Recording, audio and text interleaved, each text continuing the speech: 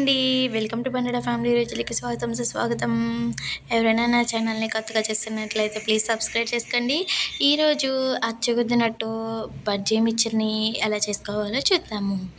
బయట కొనే పని లేకుండా మన ఇంట్లోనే చాలా ఈజీగా సింపుల్గా ఎలా చేసేసుకోవాలో చూసేయండి. ఈవినింగ్ మన పిల్లలు స్కూల్ నుంచి వచ్చినప్పుడు ఈ విధంగా అయితే చేసి పెట్టచ్చు.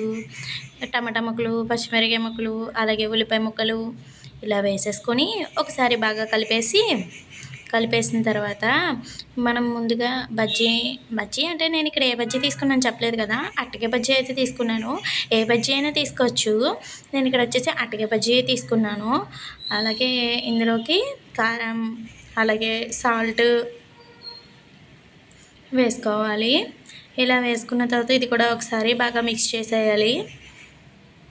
ఒకసారి ఇదంతా కూడా బాగా మిక్స్ చేసేసిన తర్వాత ఇప్పుడు మెయిన్ ఇంగ్రీడియంట్ మరమరాలు. ఈ మరమరాలు కూడా వేసేసుకొని ఇది కూడా ఒకసారి బాగా కలిపేసుకోవాలి. చాలా బాగుంటుంది.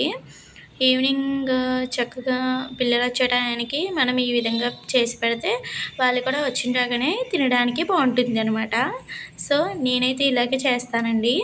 లాస్ట్లో వచ్చేసి ఇంకా నిమ్మకాయ రసం పిండేసుకుంటే సరిపోతుంది అనమాట.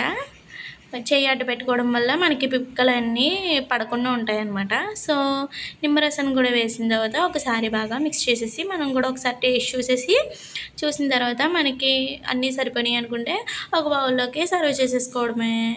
అంతే మరి. చాలా బాగుంది కదా. మీకు కూడా నచ్చితే డెఫినెట్గా ట్రై చేసేయండి.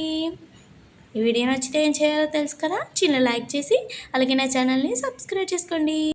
వెజిటేరియన్ రెసిపీస్లో మీకు ఏమైనా రెసిపీ కావాలి అనుకుంటే కామెంట్లో కామెంట్ చేయండి. ట్రై చేస్తాను. ఓకే.